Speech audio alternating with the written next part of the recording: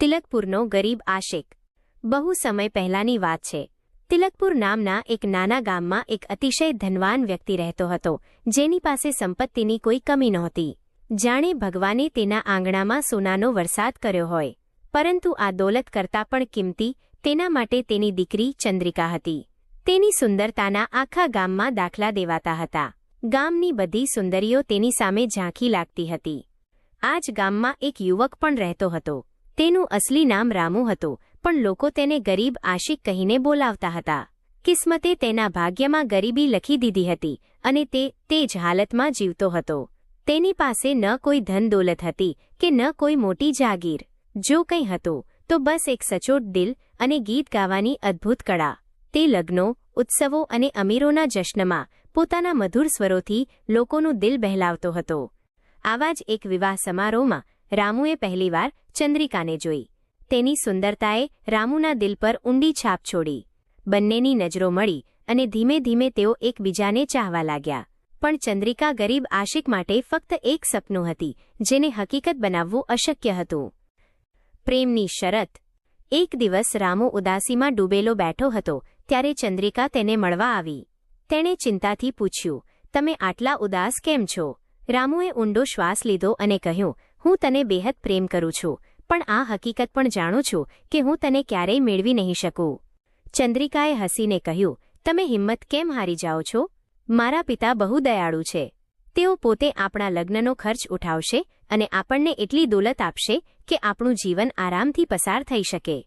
રામુએ હળવા હાસ્ય સાથે કહ્યું, તમે સાચું કહો છો।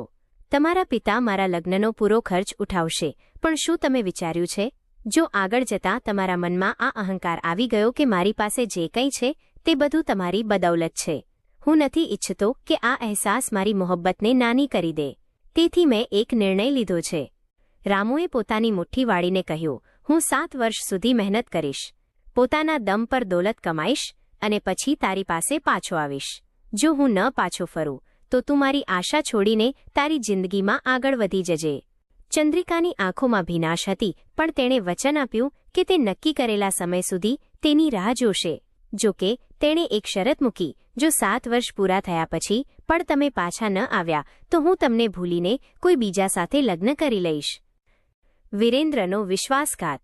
રામુ પોતાની મા પાસે પહોંચ્યો, તેમના આશીર્વાદ લીધા, પોતાની નાની બહેનના કપાળને ચૂમ્યું અને પછી ખભે એક ઝોલો નાખીને ગામમાંથી નીકળી પડ્યો। ત્યારે જ પાછળથી ઘોડાના ડાબલાનો અવાજ આવ્યો। તેણે વળીને જોયું। આ બીજું કોઈ નહીં પણ વિરેન્દ્ર હતો, જે લાંબા સમયથી ચંદ્રિકાને ચાહતો હતો। વિરેન્દ્રે હસીને કહ્યું, હું પણ તારી સાથે ચાલીશ। મને લાગે છે કે આપણું લક્ષ્ય એક જ છે। રામુ વધારે ખુશ તો નહોતો, પણ તે ના પણ ન કહી શક્યો। બંને સાથે સાથે સફર પર નીકળી પડ્યા। બહુ દિવસો સુધી ચાલ્યા પછી તેઓ એક ઊંડી નદી કિનારે પહોંચ્યા। સામે કોઈ પુલ નહોતો કે નદીમાં કોઈ એવો છીછરો ભાગ હતો કે જેથી ચાલીને પાર કરી શકાય। વિરેન્દ્રે રામુ તરફ જોતા કહ્યું, તું તરીને નદી પાર કરી જા, હું તારી પાછળ આવું છું। રામુએ પોતાના કપડાં ઉતારીને કિનારે મૂક્યા અને નદીમાં કૂદી પડ્યો। જેવો તે બીજી તરફ પહોંચ્યો અને વળીને જોયું, તેની આંખો પહોળી થઈ ગઈ। વિરેન્દ્ર તેના કપડાં સમેટીને ઘોડા પર સવાર થઈ ચૂક્યો હતો અને પૂરી રફતારથી તિલકપુર તરફ ભાગી રહ્યો હતો। રામુ ચીસ પાડી ઉઠ્યો, હે ઈશ્વર, આ કેવો ધોખો! પણ હવે કંઈ થઈ શકે તેમ નહોતું। વિરેન્દ્ર સાપની જેમ સરસરાટ કરતો ગામ તરફ વધી ગયો। ગામ પહોંચતા જ તેણે રામુના કપડાં લઈને તેની મા પાસે પહોંચ્યો અને જૂઠ બોલ્યો, તમારો દીકરો નદી પાર કરતી વખતે ડૂબી ગયો। આ રહ્યા તેના કપડાં। રામુની મા પર દુઃખનો પહાડ તૂટી પડ્યો। પોતાના દીકરાના કપડાને અડકતા જ તે જોર જોરથી રડવા લાગી। રામુના કપડાં લઈને તેની મા સીધી ચંદ્રિકા પાસે પહોંચી। આંખોમાં આંસુ ભરીને ધ્રુજતા અવાજે બોલી, દીકરી, રામુ ડૂબીને મરી ગયો। આ તેના કપડાં છે જે વિરેન્દ્ર લઈને આવ્યો છે। હવે તને પૂરી છૂટ છે, જેની સાથે ચાહે તેની સાથે લગ્ન કરી શકે છે। આ સાંભળીને ચંદ્રિકા હસી અને બોલી, માં, તું પણ કોની વાતો પર વિશ્વાસ કરી રહી છે? આ બધું વિરેન્દ્રની મનઘડંત વાર્તા છે। જ્યાં સુધી 7 વર્ષ પૂરા ન થાય હું કોઈ બીજાને પોતાનો પતિ નહીં બનાવી શકું। આમ કહીને તેણે દિવાલ પરથી વાંસળી ઉતારી અને તે જ ધૂન વગાડવા લાગી, જેને સાંભળીને ક્યારેક રામુ તેની નજીક આવ્યો હતો। લાફનગરના રાજાના દરબારમાં આ તરફ રામુ ખુલ્લા પગે ભૂખ્યો તરસ્યો એક અજાણ્યા ગામમાં પહોંચ્યો. ત્યાંના ભલા લોકોએ તેને કપડાં આપ્યા, ભોજન કરાવ્યું અને જ્યારે તેને ગાતા સાંભળ્યો તો મંત્રમુગ્ધ થઈ ગયા. ધીમે ધીમે રામુનું સંગીત આખા ક્ષેત્રમાં પ્રખ્યાત થવા લાગ્યું. તે એક ગામથી બીજા ગામ, એક નગરથી બીજા નગર પોતાના મધુર અવાજથી લોકોનું દિલ જીતતો રહ્યો. ફરતા ફરતા તે લાફનગર જઈ પહોંચ્યો અને ત્યાંની એક સરાયમાં ધર્મશાળામાં રોકાયો. તેણે સરાયમાં બેસીને એક સારંગી લીધી અને ગાવાનું શરૂ કર્યું. સંયોગની વાત હતી કે તે જ દિવસોમાં લાફનગરનો રાજા, જે સંગીતનો મોટો પ્રેમી હતો, કોઈ અદ્વિતીય ગાયકની શોધમાં હતો. રાજાના નોકરો તેને જબરદસ્તી દરબારમાં લઈ ગયા. રાજાએ તેને જોતા જ કહ્યું, ગાનો ગાઓ. રામુએ ગાવાનું શરૂ કર્યું. તેના ગીતોમાં ચંદ્રિકાના રૂપ અને મોહબ્બતની કહાણી વસેલી હતી. રાજા એટલો પ્રભાવિત થયો કે તેણે રામુને પોતાના દરબારમાં રાખી લીધો. સોના ચાંદીનો વરસાદ થવા લાગ્યો. કિંમતી વસ્ત્રો મળ્યા. એશોઆરામની કોઈ કમી ન રહી. ધીમે ધીમે તેની જિંદગી રંગીન થઈ ગઈ. વખત વીતતો ગયો, પણ તે ચંદ્રિકા સાથે કરેલું પોતાનું વચન ભૂલી ગયો અથવા કદાચ ભૂલવા લાગ્યો. 7 વર્ષોમાંથી છેલ્લું વર્ષ પૂરું થવા આવ્યું હતું, પણ રામુને હજી પણ તિલકપુર પાછા ફરવાનું ભાન નહોતું. છેલ્લી ક્ષણનું એલાન. આ તરફ તિલકપુરમાં ચંદ્રિકા હજી પણ તેની રાહ જોઈ રહી હતી. જ્યારે 7 વર્ષ પૂરા થવા આવ્યા તો તેણે એક વેપારીને બોલાવ્યો અને તેને પોતાની સારંગી સોંપીને કહ્યું, આ સારંગીને પોતાની સાથે લઈ જાઓ. જ્યાં પણ જાઓ તેને સન્માનથી સજાવીને રાખજો અને આ એલાન કરજો કે જે તેને પોતાનું જણાવી શકે તેને આ સારંગી અને એક મોટું ઇનામ મળશે. વેપારીએ તેની વાત માની લીધી અને પોતાના કાફલા સાથે તિલકપુરથી રવાના થઈ ગયો. આખરે જ્યારે તેની સફર લગભગ પૂરી થવા આવી તો તે લાફનગર પહોંચ્યો અને ત્યાં પણ તે જ એલાન કર્યું. જ્યારે આ ખબર ફેલાઈ તો રામુએ પણ તેના વિશે સાંભળ્યું. તેની ધડકનો તેજ થઈ ગઈ. તે ભાગતો તે સરાયમાં પહોંચ્યો જ્યાં વેપારી રોકાયો હતો. ત્યાં સજેલી સારંગીને જોતા જ તેની આંખો ભીની થઈ ગઈ. ધ્રુજતા હાથે તેણે સારંગીને સ્પર્શ કર્યો અને ગળગળા અવાજે બોલ્યો, આ મારી છે. વેપારી હસ્યો અને બોલ્યો, બિલકુલ સાચું, કારણ કે તેને ઓળખવાવાળો જ તેનો અસલી માલિક હોઈ શકે છે. પણ હવે સમય બહુ ઓછો છે. જલ્દીથી તિલકપુર પહોંચો. ચંદ્રિકાએ કહ્યું હતું કે જો નક્કી કરેલા સમયે તમે ન પાછા ફર્યા તો તે કોઈ બીજા સાથે લગ્ન કરી લેશે. આ સાંભળતા જ રામુનું માથું ચકરાઈ ગયું. તેના પગ લથડી પડ્યા. તેના દિલમાં એક જ સવાલ ગુંજી રહ્યો હતો, શું હજી પણ સમય બચ્યો છે કે બધું ખતમ થઈ ચૂક્યું છે? તિલકપુરમાં લગ્નની ઘડી નજીક આવતી જતી હતી અને પેલી તરફ રામુના ભાગ્યનો નિર્ણય થવામાં હવે ફક્ત 7 દિવસ જ બચ્યા હતા. પણ તિલકપુર પહોંચવામાં ઓછામાં ઓછા 30 દિવસ લાગવાના હતા. સાધુનો ચમત્કાર. તેણે હાર ન માની. તરત એક ઘોડા પર સવાર થયો અને એક થેલીમાં સોનાના સિક્કા લઈને નીકળી પડ્યો. ઘોડાના જીવની પરવાહ કર્યા વિના તેણે તેને પૂરી તાકાતથી દોડાવ્યો. પણ જે થવાનું હતું તે જ થયું. રસ્તામાં એક ઘટાદાર જંગલમાંથી પસાર થતાં ઘોડાએ ઠોકર ખાધી અને રામુ બેભાન થઈને જમીન પર પડી ગયો. માથા પર ગંભીર ઈજા થઈ અને તે બેહોશ થઈ ગયો. એક દિવસ પછી જ્યારે તેને હોશ આવ્યો તો પોતાને એક ઝૂંપડીમાં પડેલો જોયો. ચારે તરફ અંધારું હતું અને હળવી હળવી અગરબત્તીની ખુશ્બુ હવામાં ભળી હતી. સામે એક સાધુ ઊભા હતા, જેમણે હસીને કહ્યું, આંખ ખુલી ગઈ બેટા, તું જંગલમાં બેહોશ પડ્યો હતો. હું તને અહીં ઊંચકી લાવ્યો. કહે, તું કોણ છે અને ક્યાં જવું છે? રામુએ કણસતા ઉઠવાની કોશિશ કરી, પણ શરીરમાં દર્દની લહેર દોડી ગઈ. ધીમે ધીમે તેણે પોતાની આખી વાર્તા સાધુને સંભળાવી અને કહ્યું, મારે કોઈ પણ ભોગે તિલકપુર પહોંચવું છે, પણ હવે આ અશક્ય લાગી રહ્યું છે. મારી મોહબ્બત મારાથી છીનવાઈ રહી છે અને હવે આત્મહત્યા સિવાય કોઈ ચારો નથી બચ્યો. સાધુએ માથું હલાવ્યું અને ગંભીર સ્વરે કહ્યું, આવી વાતો તો કાયર કરે છે. બેટા, તે સાચો પ્રેમ કર્યો છે. તું કાયર નથી. ચિંતા ન કર. તારો રસ્તો હજી પૂરો નથી થયો. પછી સાધુએ પાસે ઊભેલા સફેદ ઘોડા તરફ ઇશારો કરતા કહ્યું, આ મારો સિદ્ધ કરેલો ઘોડો છે, જે 7 દિવસમાં તને તિલકપુર પહોંચાડી દેશે. સાથે જ આ એક ચમત્કારિક માટી લે. જો તેને કોઈ આંધળાની આંખો પર લગાવીશ તો તે ફરીથી જોવા લાગશે. રામુએ સાધુના ચરણોમાં માથું નમાવ્યું અને સફેદ ઘોડા પર સવાર થઈને તોફાનની જેમ આગળ વધી ગયો. ઘોડો એટલી તેજીથી દોડી રહ્યો હતો જાણે હવા સાથે વાતો કરતો હોય. પરીક્ષાની ઘડી, માની આંખો અને સારંગી. બરાબર 7મા દિવસે અડધી રાતે રામુ તિલકપુર પહોંચી ગયો. ગામમાં ચારે તરફ ઉત્સવનો માહોલ હતો. ઘરોમાં રોશની ઝગમગી રહી હતી. ઢોલ નગારા વાગી રહ્યા હતા અને લગ્નના ગીત હવામાં તરેરાતા હતા. પણ આ ગીતોની ગુંજ રામુના દિલમાં ખંજરની જેમ ખૂંચી રહી હતી. તે ધ્રુજતા હાથે પોતાના ઘરના દરવાજે પહોંચ્યો અને ધીમેથી ટકોર મારી ગડગડા અવાજે પોકાર્યું, માં, દરવાજો ખોલ. ભૂખના માર્યા મારી બુરી હાલત છે. તારા મુસાફર દીકરા પર રહેમ કર. અંદરથી એક નબળો અવાજ આવ્યો, રાહગીરો માટે અમીરોના દરવાજા ખુલ્લા છે. નગરમાં લગ્ન પ્રસંગો થઈ રહ્યા છે. તું ત્યાં જતો રહે. તારું ત્યાં સ્વાગત થશે. રામુના દિલને એક વધુ આંચકો લાગ્યો. તેણે ફરીથી કહ્યું, માં, હું કોઈને નથી જાણતો, એટલે તને જ વિનંતી કરું છું. તારા મુસાફર દીકરાને અંદર આવવા દે. આ વખતે તેની બહેનનો અવાજ આવ્યો, માં, હું ઉઠું છું. જોઉં છું કોણ દરવાજા પર ઊભું છે. પણ ઘરડી માએ ખખડાવીને કહ્યું, નાલાયક છોકરી, અજાણ્યા માણસ સામે જઈશ? તેને પોતાના ઘરમાં આવવા દઈશ? જોતી નથી, હું આંધળી થઈ ચૂકી છું. 7 વર્ષથી આંસુ વહાવી રહી છું અને હવે કંઈ પણ જોઈ શકતી નથી. રામુ અંદરથી ધ્રુજી ઉઠ્યો. તેની માં હવે જોઈ શકતી નહોતી. તેમ છતાં તેની બહેને દરવાજો ખોલ્યો.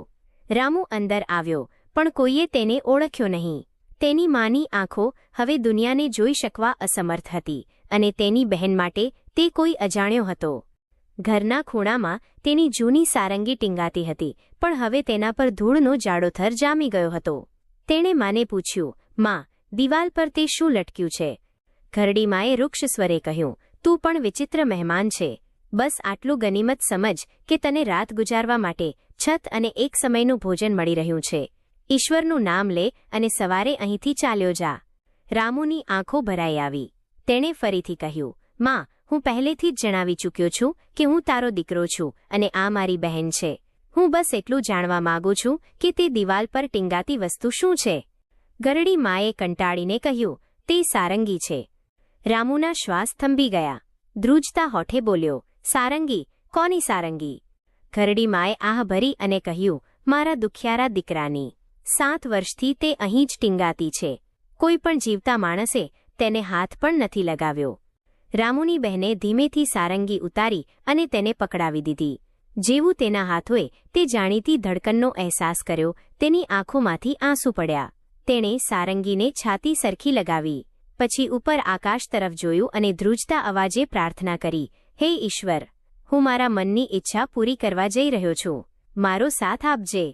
રામુએ ધ્રુજતા હાથે સારંગી ઉઠાવી અને તાંબાના તારને હળવાશથી છેડ્યા. અચાનક રૂમમાં ઝણકાર ગુંજી ઉઠ્યો અને એક જૂની ધૂન હવામાં ભળી ગઈ. તેણે ઊંડો શ્વાસ લીધો અને ગાવાનું શરૂ કર્યું. તેના દર્દભર્યા અવાજે રાતના સન્નાટાને ચીરી નાખ્યો. તેની માની આંખોમાંથી આંસુ વહેવા લાગ્યા. તે વિલખતા બોલી, તારું નામ શું છે બેટા? તારા ગીતે મારા દિલને ચાળણી કરી દીધું છે.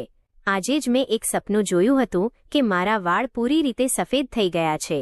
7 વર્ષોના આંસુઓએ મારી આંખોની રોશની છીનવી લીધી છે. તારો અવાજ મારા રામુને મળતો આવે છે. કહે, મારો દીકરો ક્યારે પાછો ફરશે? રામુની આંખોમાં આંસુ હતા. તેણે માને સમજાવવાની બહુ કોશિશ કરી કે તે તેનો જ દીકરો છે, પણ માને વિશ્વાસ ન થયો.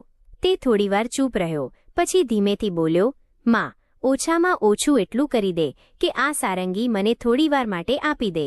મેં સાંભળ્યું છે કે પાસે જ એક લગ્ન થઈ રહ્યા છે. ત્યાં જઈને ગાઈશ વગાડીશ અને જે કંઈ મળશે તે તારી સાથે વહેંચીશ. ઘરડીમાં સખત લહેજામાં બોલી, નહીં, જ્યારથી મારો દીકરો ગયો છે આ સારંગી ઘરની બહાર નથી ગઈ. આ મારી છેલ્લી નિશાની છે. રામુએ ધીમેથી પોતાની થેલીમાંથી કેટલાક સોનાના સિક્કા કાઢ્યા અને મા સામે મૂકી દીધા. જો, આ સોનાના સિક્કા છે. હવે આ સારંગી મારી જવાબદારી છે. ઘરડી માએ થેલીને ટટોળી અને સિક્કાઓની ચમક અનુભવાતા જ તેણે ધીમેથી માથું હલાવ્યું. ઠીક છે, પણ તેને સંભાળીને રાખજે. સત્યનો વિજય અને 2 લગ્ન. રામુની બહેને તેને લગ્નવાળા ઘરનો રસ્તો બતાવ્યો અને તે ત્યાં જઈ પહોંચ્યો. બહેન દરવાજા પર ઊભી રહી, કારણ કે તેને એ જોવું હતું કે આગળ શું થવાનું છે. આ ઘરમાં ચંદ્રિકા રહેતી હતી અને આજ રાતે તેના લગ્ન વિરેન્દ્ર સાથે થવાના હતા. વિરેન્દ્ર પોતાના સગા સંબંધીઓ અને સાથીઓ સાથે ખાવા પીવામાં મસ્ત હતો. બીજી તરફ ચંદ્રિકા પડદા પાછળ પોતાની સહેલીઓ સાથે બેઠી હતી. તેના એક હાથમાં શરાબથી ભરેલો પ્યાલો હતો અને બીજા હાથમાં એક તીક્ષ્ણ ખંજર. તેણે કસમ ખાધી હતી કે તે વિરેન્દ્રના પલંગ પર પગ મૂકતા પહેલા પોતાનો જીવ લઈ લેશે. ત્યારે તેણે સાંભળ્યું કે કોઈ અજાણ્યો આવ્યો છે અને ગીત ગાવાની ઇજાજત માગી રહ્યો છે. વિરેન્દ્રે હસતા કહ્યું, બેશક, આ ખુશીનો મોકો છે. ગાવાવાળા અને નાચવાવાળાને ભલા કોણ ના કહી શકે. જો તારું ગીત મને પસંદ આવ્યું તો હું તને ઇનામ આપીશ. રામુએ પોતાની સારંગી ઉઠાવી, તેના તારને સ્પર્શ કર્યો અને ગાવાનું શરૂ કર્યું. लाफनगर में मैंने मिश्री मदिरा का जाम लगाया, 3 ही दिनों में उड़कर यहाँ पर आया. વિરેન્દ્રનો નાનો ભાઈ, જે કંઈક વધારે સમજદાર નહોતો, તરત ખંજર કાઢીને ચીસ પાડ્યો, જૂઠ બોલે છે. લાફનગરથી અહીં કોઈ 3 દિવસમાં કેવી રીતે આવી શકે છે? વિરેન્દ્રે તેને શાંત કરતા કહ્યું, અરે ભાઈ, આ ગાયક છે. પોતાની કલ્પનામાં તો આ આખી દુનિયા ફરી શકે છે. તેની વાતોને ગંભીરતાથી ન લે. પણ પેલી તરફ પડદા પાછળ ચંદ્રિકાના શ્વાસ થંભી ગયા. તેની આંખો ચમકી ઉઠી. તેણે પોતાની સહેલીને કહ્યું, તું તેને નહીં ઓળખી શકે, પણ હું તેનો અવાજ ઓળખી ગઈ છું. આ મારા ગરીબ આશિકનો અવાજ છે. આટલું કહેતા જ તેણે શરાબનો પ્યાલો ફેંકી દીધો અને ખંજરને દૂર ઉછાળી દીધો. પછી તે પાગલોની જેમ દોડતી ઝરોખા પાસે પહોંચી, જ્યાંથી રામુને જોયો. તેની આંખોમાં આંસુ ભરાઈ આવ્યા. આ તે જ છે. તેને હવે બીજું કંઈ ન દેખાયું. માઇનસ ન દુનિયા, ન સમાજ, ન લગ્નની વિધિ. તે ભાગતી ભાગતી રામુ પાસે પહોંચી અને તેના ગળે વળગી પડી. બંને થોડી પળો સુધી બેભાન પડ્યા રહ્યા. વિરેન્દ્રનો ભાઈ આ જોઈને ગુસ્સે થઈ ગયો. તેણે ખંજર કાઢ્યું અને તે બંને પર તૂટી પડ્યો. પણ વિરેન્દ્રે તેને રોકતા કહ્યું, ભાઈ, રોકાઈ જા. તારો ગુસ્સો ઠંડો કર. જે મારા ભાગ્યમાં હતું તે મને મળ્યું અને જે મારું નહોતું તેને હું ક્યારેય પણ મેળવી નહીં શકું. થોડી પળો પછી જ્યારે ચંદ્રિકાને હોશ આવ્યો તો તે લજ્જાના માર્યા લાલ થઈ ગઈ. તેણે પોતાના હાથોથી ચહેરો ઢાંકી દીધો અને પડદા પાછળ છુપાઈ ગઈ.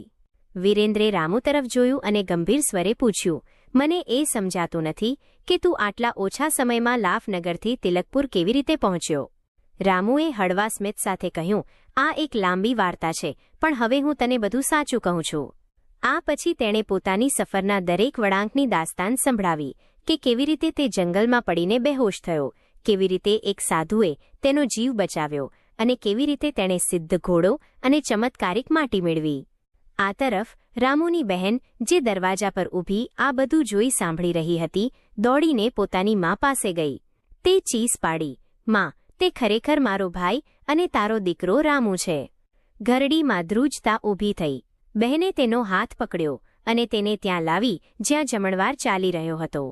રામુએ ધીમેથી પોતાનો ઝોલો ખોલ્યો અને તેમાંથી તે માટી કાઢી જે સાધુએ તેને આપી હતી.